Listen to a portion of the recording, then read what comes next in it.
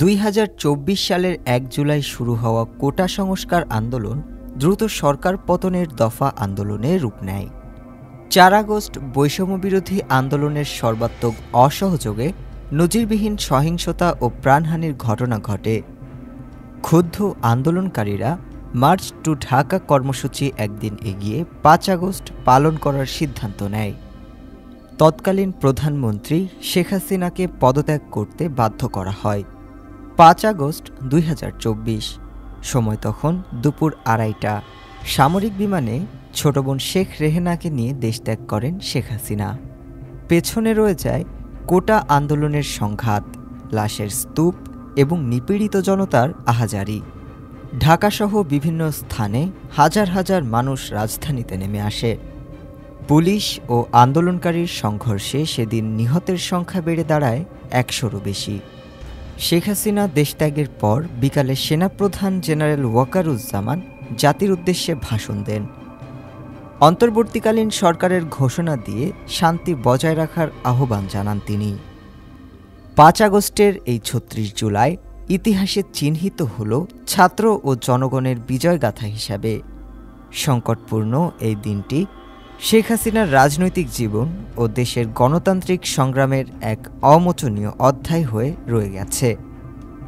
ঠিক সেই 5 আগস্টের 1 বছর 1 মাস 4 দিন পর জেনজেড আন্দোলনের সরকার পতন হল নেপালে। 2025 সালের 4 সেপ্টেম্বর নেপাল সরকার 26টি সামাজিক যোগাযোগ মাধ্যম প্ল্যাটফর্ম যেমন ফেসবুক, ইউটিউব ও এক্স নিবন্ধন না করার কারণে নিষেধাজ্ঞা আরোপ করে। এই পদক্ষেপের প্রতিবাদে তরুণদের নেতৃত্বে দেশজুড়ে বিক্ষোভ শুরু হয়, যা জেনজেড আন্দোলন নামে পরিচিতি পায়।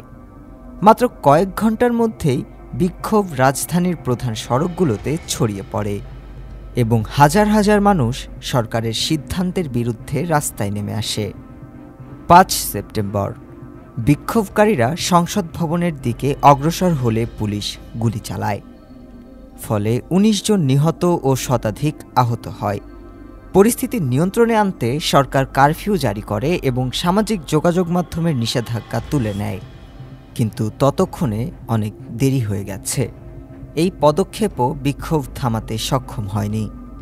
আন্দোলনকারীরা রাষ্ট্রপতি রামচন্দ্র পাউদেল, স্বরাষ্ট্রমন্ত্রী রমেশ লেখক সহ শীর্ষ রাজনৈতিক নেতাদের বাসভবনে অগ্নিসংযোগ ও ভাঙচুর চালায়।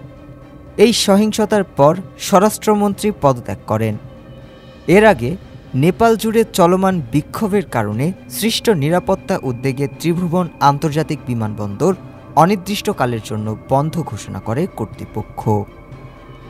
কোটেশ্বরের কাছে ধোঁয়া দেখা যাওয়ার পর স্থানীয় সময় বেলা 1:45টার দিকে ত্রিভুবনে আন্তর্জাতিক ফ্লাইটের উড্ডয়ন ও অবতরণ বন্ধ করে দেওয়া হয়। পরে বিমানবন্দরে সেনা মোতায়েন করা হয়।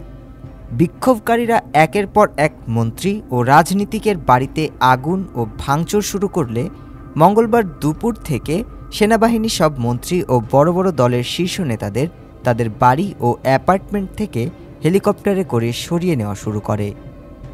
তারপর তাদেরকে অজ্ঞাত সেনাঘাঁটিতে নিয়ে যাওয়া হয়। মঙ্গলবার জেনজি বিক্ষোভকারীরা নেপালের সচিবালয় সিংহ দুর্বার প্রাঙ্গণেও ঢুকে পড়ে। অলির পথ ধরে প্রেসিডেন্ট রামচন্দ্র পুরেলও পদত্যাগ করতে যাচ্ছেন বলে একাধিক সূত্রের বরাত দিয়ে জানিয়েছে এনডিটিভি। নেপালে রাষ্ট্রপতি সরকার প্রধান আর প্রধানমন্ত্রী নির্বাহী প্রধান। প্রেসিডেন্ট পদত্যাগ করলেই সরকারের পতন ঘটবে। তবে সেক্ষেত্রে কে দায়িত্ব নেবে বা পরবর্তী পদক্ষেপ কী হবে তা এখনও অনিশ্চয়তায় ভরা। পরিস্থিতি শান্ত এবং নতুন সরকার দায়িত্ব নেওয়ার আগ পর্যন্ত সেনাবাহিনী দায়িত্বভার নেবে বলে এরই মধ্যে নেপাল জুড়ে গুঞ্জন ছড়িয়ে পড়েছে। এই তীব্র জন আন্দোলনের মধ্যেই প্রধানমন্ত্রী কেপি শর্মা ওলি 9 সেপ্টেম্বর পদত্যাগের ঘোষণা দেন। তার পদত্যাগের পর নেপাল একটি রাজনৈতিক শূন্যতার মুখোমুখি হয়, যা দেশের ভবিষ্যৎ রাজনৈতিক দৃশ্যপটকে অনিশ্চিত করে তোলে। প্রথমে শ্রীলঙ্কা, তারপর বাংলাদেশ ও এখন নেপালের মতো ঘটনা প্রমাণ করে জনগণের একতাবদ্ধ প্রতিরোধ কতটা প্রভাবশালী হতে পারে।